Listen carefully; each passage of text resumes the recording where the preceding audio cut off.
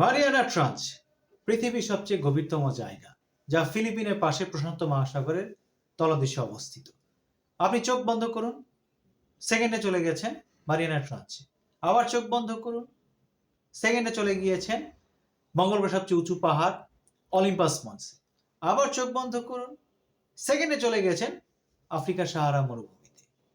এইভাবে আপনি সেকেন্ডে মনের মাধ্যমে যে কোনো জায়গায় যেতে পারেন, আপনি সশরীরে না যেতে পারলেও।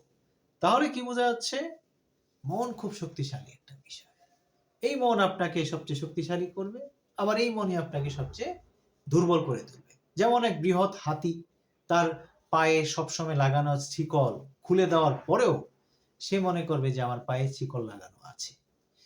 এটা হচ্ছে মাইন্ডসেট। আসলে আপনার মনের ভিতরে যা আপনি স্থাপন করবেন ইতিবাচকভাবে বা নেতিবাচকভাবে, সেভাবে আপনার ফলাফল পাবেন।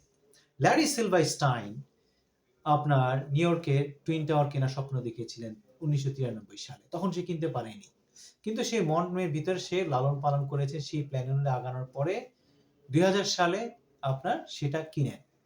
যদিও বিমান হামলা হয়েছে তার আগে কিনেন। মাইন্ডসেটটা অনেক ইম্পর্টেন্ট আপনার।